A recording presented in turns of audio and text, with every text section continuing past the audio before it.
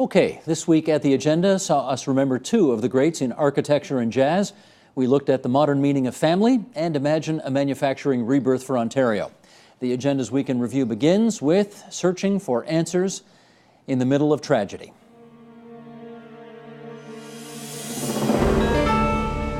Based on what you've seen over the last few days, does it seem to you as if America is finally ready for this change to happen? You know, Steve, if this horrific tragedy doesn't result in our friends south of the border getting a grip on the gun situation, if this tragedy, 20 dead children, doesn't bring the Republicans around on the issue of shutting down ready access to guns, I'm not sure what could. It's not just Republicans, of course. There's a lot of Democrats who get 100% ratings from the NRA as well. No, that's fair. I think this has got to be a turning point, a watershed point for the Americans.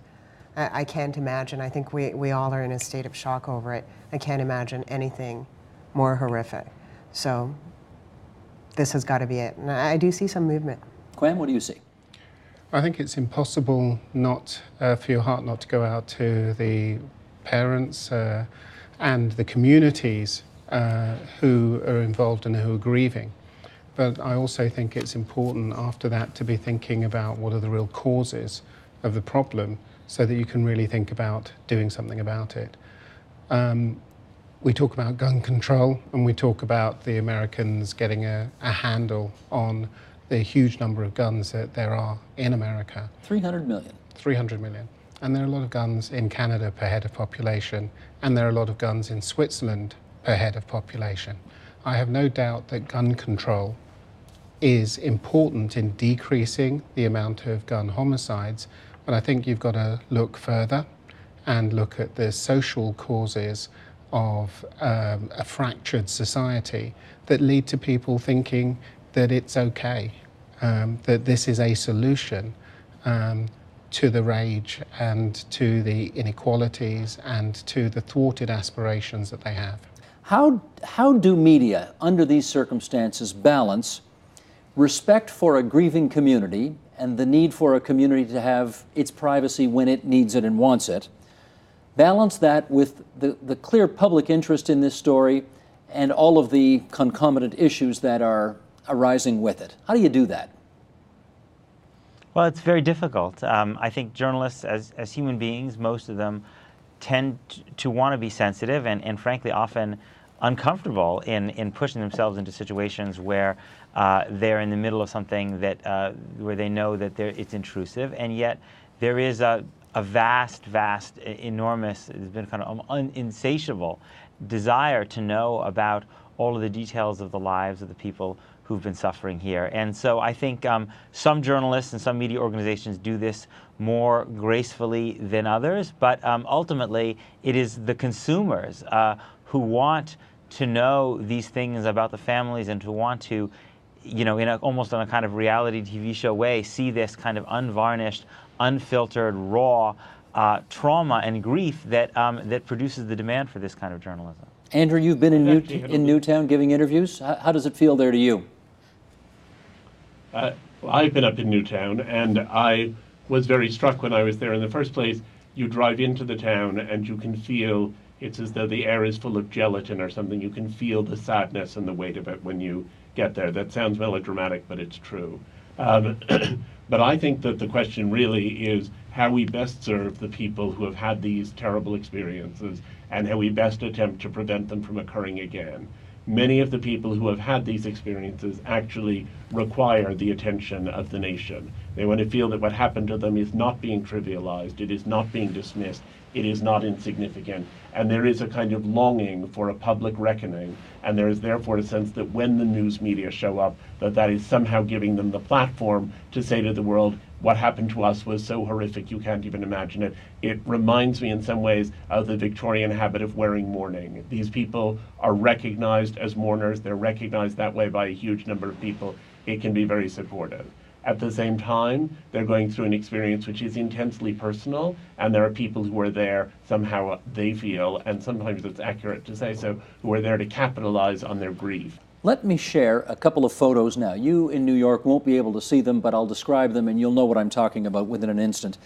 Control room, let's put the first one up here. This is the very first picture taken at the school by Shannon Hicks from the Newtown Bee. And she took the photo with one hand on the steering wheel when she arrived, and then she was quickly relieved by another reporter. She went to work as the tragedy unfolded. She was a member of the volunteer fire department, and this is the iconic picture of the teacher leading the students in line, hands on each other's shoulders, away from the school to safety. Let's show another one here, one more picture. Here's photo number 2. This is Carly Soto, the sister of the teacher Victoria Soto, who was killed. And this is Carly in what is clearly the worst moment of her life, presumably learning at this moment that her sister has been gunned down. And Quem, let me get your feelings on this. How would you gauge, there are two very personal moments there for the whole world to see. How would you gauge the level of intrusiveness of media coverage so far? Well, I can honestly say I can't answer that question. I turned it off. You didn't watch it? No. How come? Because I knew there'd been a tragedy, because I knew people had lost their lives, because I knew children had lost their lives, and because it's upsetting. And actually, I don't want to know all about those kids' lives. I don't want to know all about it. And we won't really know what happened for a while until the evidence is in.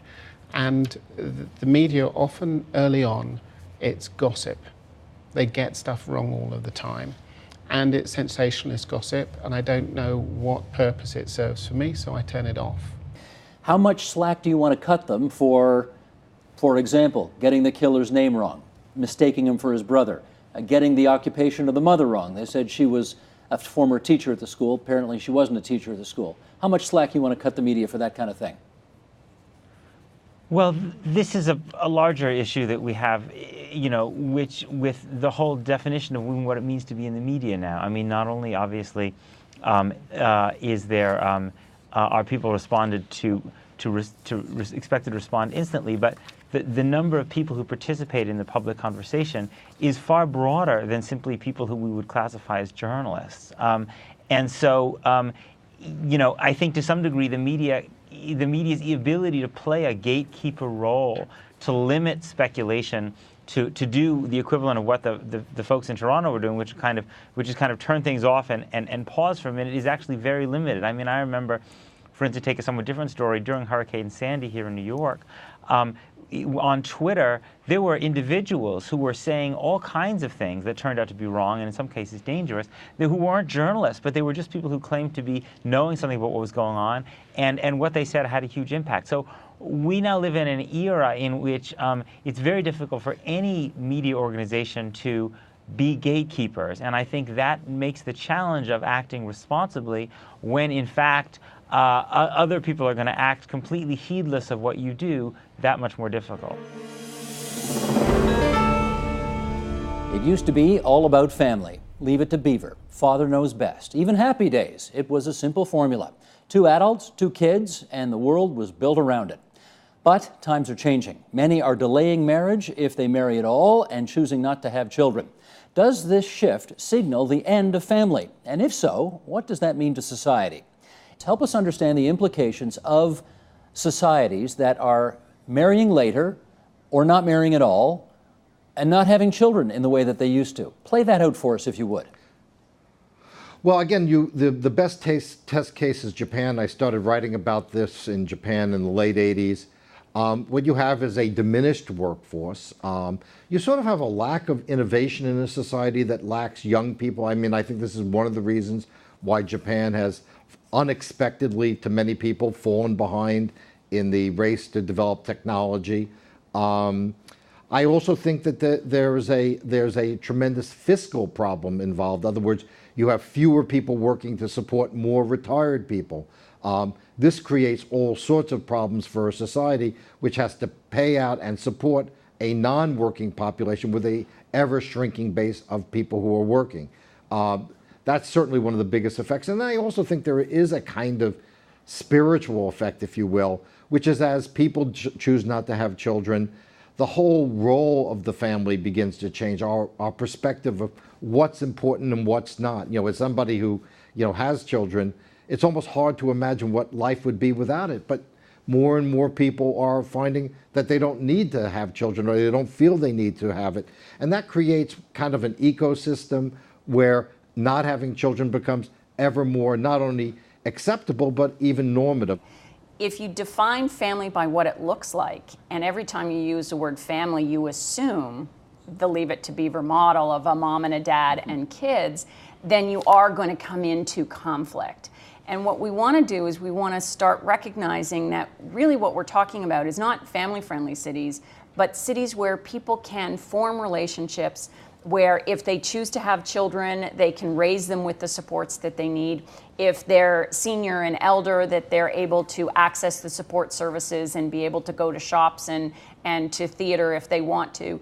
So when we talk about family, we now need to recognize that family in all of its diversity, whether it's same-sex, and we look at it through the gender lens, if we look at it through childcare and child-rearing lens, if we look at it through extended family or a cultural lens, and how families are coming together. Families in this country, as they are largely around the world, the primary caregivers of the sick and the elderly. We've been putting all our emphasis on conversations about healthcare, but in fact, the vast majority of people as they age are cared for by family, extended family, friends, and neighbors. So if what we're really talking about is how do we support these relationships, no matter what they look like, but recognize that they are absolutely the cornerstone of our social and economic prosperity, that without families we cannot function, that families in all of their diversity are critically important individually in individual households, but also in neighborhoods and also in cities. And globally, if we think about, we have this new phenomenon of families that we refer to as LAT families, living alone together. So basically, they're married, but they're living in two houses. So you might be having a family in Newfoundland, but you have a house in Fort McMurray. And so you're living alone together. We also have LTA, so you're living together apart. So this is where you've come together and you've formed a relationship. Say you're in your late 50s and you've already been through one divorce, you don't want to do that again, but you've made a commitment to each other that you are now your chosen family, but you're going to keep your dwelling separate. So when we talk about family, we talk about households, we talk about the way in which we create opportunities for relationships to be as strong as possible. And regardless of whether you choose to have children or not, that you have the resources and supports to do that. And as you age, you have the resources and supports to do that with as much dignity and independence as you can.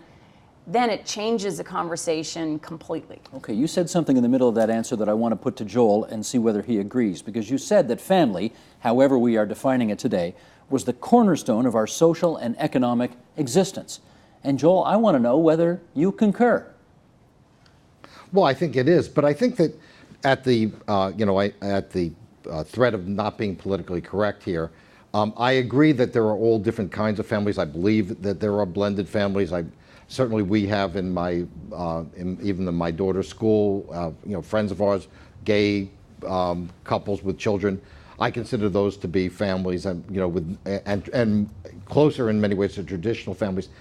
You start to get a little bit off the track when you start talking about people who are really single, who have not made a commitment or even not living together. I mean, in Manhattan, majority of households are single. That becomes, they have friends and they have dogs or they have other relationships, but it's not the same as a family, and it's not going to produce what we need, which is we need some sort of next generation that remotely at least reproduces the population of the aged. If you break that down, if you create a situation in which there are very few children, you're not replacing your population, I just don't see where that works over time. And I think that I'm very much in favor of all sorts of flexible definitions of family, but I think that does not mean that the family with children and then that extended family, uncles, aunts, grandparents, are not at the absolute core of our society, and that a society of well, different kinds of relationships are all created equal and they're all the same and it doesn't really matter. I don't think that works demographically over time. I mean, I think it might work over the next 10 to 20 years, but having watched the phenomena in Japan where this was starting to emerge 20, 25 years ago, and where it is now, it's just not where I think either Canada or the United States really want to end up. He was a pianist, a composer, a grandfather of progressive jazz, and he was famous for his odd time signatures. He was the late, great Dave Brubeck. The world lost this legend earlier this month.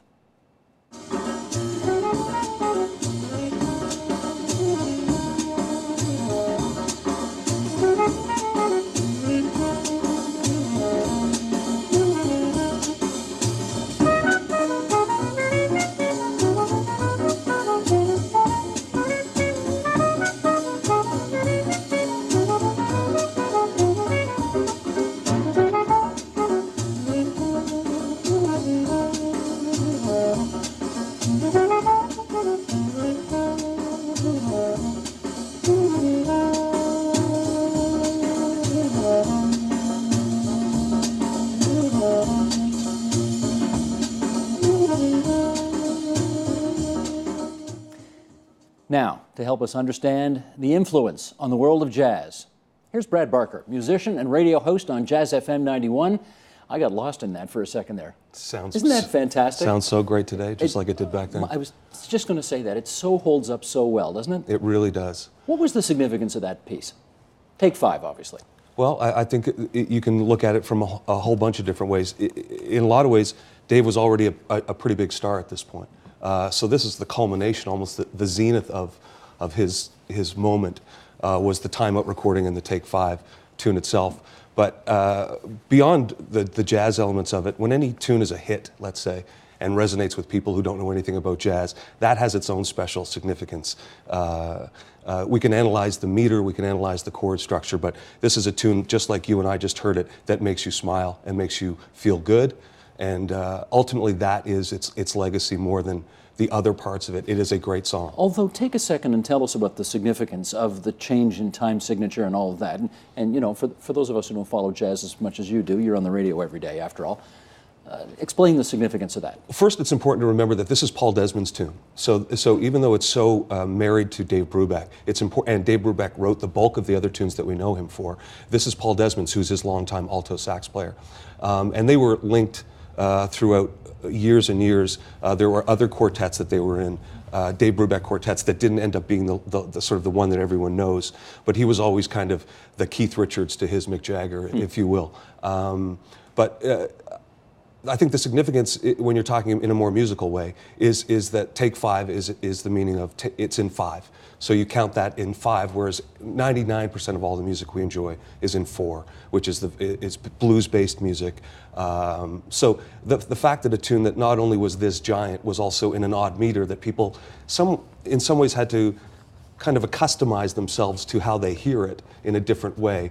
I think also made it extra special that it kind of cleared those hurdles of a listener getting a little more invested in something a little more deep musically and rhythmically to get over. So let me simplify it here then even more. Instead of where you say 99% of the bars are 1, 2, 3, 4, this has an extra note. This Correct. is 5. Bingo. And that just instinctively sounds different, is that right? It does, because you can't, the way anyone would tap their feet to any song on 1, 2, 3, 4, 1, ba-da-ba-da-ba-da-ba-da-ba-da-ba. You have to almost hear that whole meter before you can start getting into the rhythm of the song. So it's almost, you have to hear the phrase as opposed to the beat of the phrase. How much Brubeck was actually, and I know when he was a kid he didn't read, he couldn't do sight music, right? But eventually he figured out how to do it. But how much of what we saw was reading notes on a page, and how much was the improvisation that always comes with jazz? Well, I think that when you talk about the compositions, those are written. So that iconic melody of Take Five, Blue Rondo a la Turk, those are written on the page.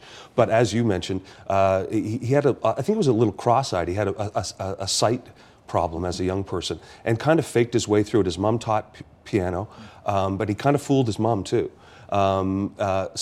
If you can fake people into thinking that you can read music, it usually means you're very talented and musical. In most of jazz, what you're getting is the composition, the head, if you will, the beginning parts of the music are completely written out. And as jazz musicians, they can improvise through that melody a little bit and play with it a bit, but that is kind of a street you need to stay on. But once you establish what that street is, then you can go on the side roads and improvise over top of it. So after Paul Desmond plays that head to take 5 twice through and starts, then after that, we enter a new world of him making it up as he goes along. They are futuristic and glorious buildings, curves of concrete and glass tearing at the sky, creations of famed Brazilian architect Oscar Niemeyer. He's the guy who, at the time, essentially created the look of this brand new capital city that Brazil created out of nothing, right? Brasilia. Brasilia. And yeah. his buildings are, what are the hallmarks of a Niemeyer building that you would see if you visited Brasilia? Well, the hallmarks of his building, both in Brasilia and elsewhere, are really curves, sensuous kind of forms executed in concrete, really breaking free from the geometry and the sort of rational cubic forms of modernism as we all think about it. He really reinvented the kind of curve and a more tropical, sensuous Latin curvilinear form that was really, I think, part and parcel of the Brazilian identity. Brasilia was a project that was the president at the time, Kubitschek, wanted to build 50 years of progress in 5 years. So it's a city for 500,000 people, built in rapid pace. And this museum is one of the defining public buildings that Niemeyer did, all of the public buildings. And you can see the sort of wild spacecraft kind of configurations, the sort of upside down dome, bridges almost with no railings flying in and out. I mean, a very minimalist building, but very distinct and unique. Would the reflecting pool in front be his idea as well? Absolutely. And all part of it? Absolutely. He had a great skill at designing the sort of postcard views, the views that maybe they weren't great as interior spaces, but they were extraordinary in terms of representing the postcard and the image, the kind of icon of modernity in Brazil, and he was exceptionally good at defining that identity. Now, Don, tell me if I'm crazy, but I looked at that, and the first thing I thought of was the new City Hall in Toronto. I thought this was evocative of that, except that the buildings here are straight up and down as opposed to curved, but I got that same sense. Well, you can clearly see the kind of connection. You're absolutely right. And designed in the same era, the kind of same spirit, and that the sort of curvilinear form of the City Hall enclosing the council chamber in the center. Very much those are the two council chambers, the Parliament and the Senate, the upside down bowl and the upturned bowl, both part of his design for the Congress. And he was really trying to define the icons the way the American Capitol in Washington defines with the Capitol Hill, the Lincoln Memorial, and the White House, those sort of icons that define the identity of the country as a whole. At the Philips Electronics factory on the coast of China, hundreds of workers use their hands and specialized tools to assemble electric shavers. That is the old way. At a sister factory here in the Dutch countryside, 128 robot arms do the same work with yoga-like flexibility. Video cameras guide them through feats well beyond the capability of the most dexterous human. One robot arm endlessly forms 3 perfect bends in 2 connector wires and slips them into holes almost too small for the eye to see. The arms work so fast that they must be enclosed in glass cages to prevent the people supervising them from being injured. And they do it all without a coffee break, 3 shifts a day, 365 days a year. All told, the factory here has several dozen workers per shift, about 1/10 as many as the plant in the Chinese city of Zhuhai. This, says John Markoff of the New York Times, is the future. Are we starting to see anything like this in the province of Ontario, do you know? I think it's there to some degree and has been there to some degree for quite a few years. But in all honesty, it's one of the things that we took our eye off of. And this, going back to my earlier comment, I mean, we've gutted the core of manufacturing, and robotics isn't new. Robotics has been around for a couple of decades, and the fact that we're not utilizing it the way we should be is partially due to the fact that we thought we could throw everything offshore and just get it done that way. We didn't sustain manufacturing at home. We just pushed it all out there. How come? Well, I think that's a very complex question, but I think a lot of it was, but there, how come? I think, partially it was due to the structure of corporations. They went seeking the cheaper product and higher profitability. They didn't have any responsibility to their local environments, to their to local societies that developed them, and we made it so. And governments let them do it? And governments let them do it. And then there was a herd mentality. There was this, back to one of the very first points, there was no assessment of the true cost of offshoring. People just thought, oh, low labor rates, there we go, that's an easy math to do. They didn't understand that, we're doing the calculation now when oil's at $20 a barrel and one day it's going to be at 100. They didn't understand that, your people here in Canada are going to have to be up all night talking to your suppliers in China or wherever they may be, trying to solve quality issues and everything else around it. I mean, there was a lot of bad decision making, and right now there are some economic policies that are sustaining it. The low interest rates being one. They allow us to have a huge amount of inventory going back and forth around the world in these container ships, and it's a situation that we need to fix. I'm still getting comfortable, so weigh in on this some more if you would. I really don't agree with the characterization of manufacturing in Canada as being gutted. It certainly, as always, was very hard hit by the recession. But as I said, it has been leading growth coming back. It's not creating a lot of jobs, and that's a different question. We may in the future, way down the road, have a manufacturing sector that looks a lot like agriculture today, where we have everything is produced by a very small number of people. That gets back to the quote you were talking about. But that's a different question. We'll still be producing a lot of manufacturing goods in this country. They'll still be very important to our exports. Ontario is a bit different. Almost every part of the country's manufacturing has completely recovered from the recession except Ontario. And that reflects that the auto industry is so very important to Ontario's manufacturing sector. Even there, that industry's headed for its best years since 2002. But I'm really curious, why you would defend that, because I feel that I'm here in part just representing industry. As SME started to take back manufacturing movement, and we've been engaging with people for the last year and a half specifically on this. I have not heard one industry person say anything to the contrary of the points that I've laid out.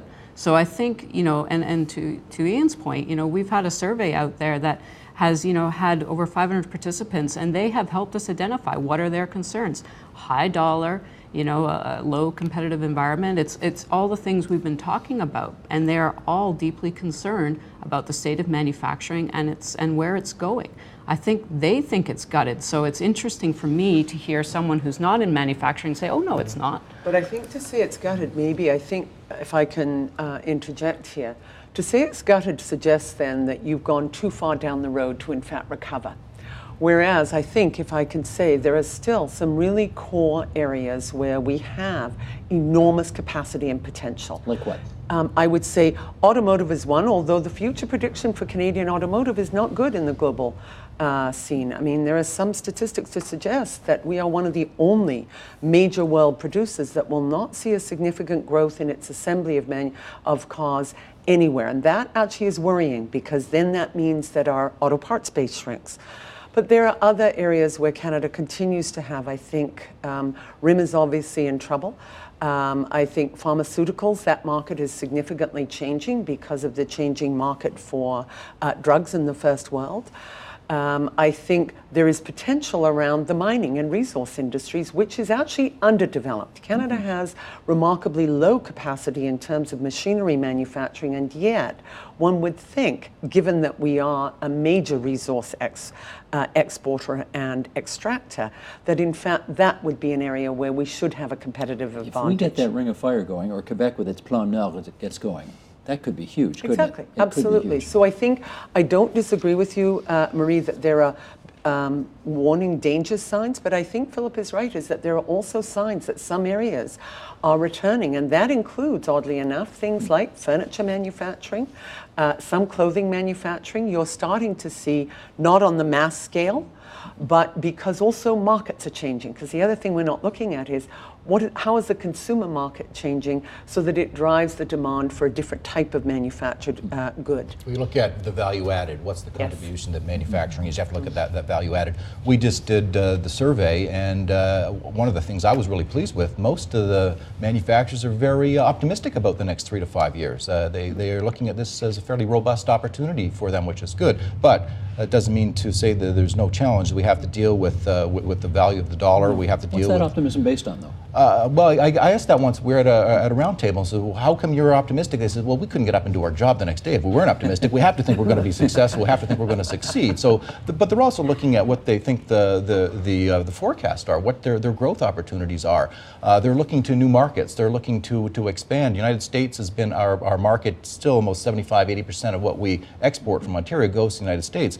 But we're looking now to Europe with new agreements there, to the BRIC countries, to South America, to Africa, and companies are being more adventurous and looking to these new opportunities more so than they've done in the past. And I think that's where the real growth opportunities are, and that was borne out in our survey as well.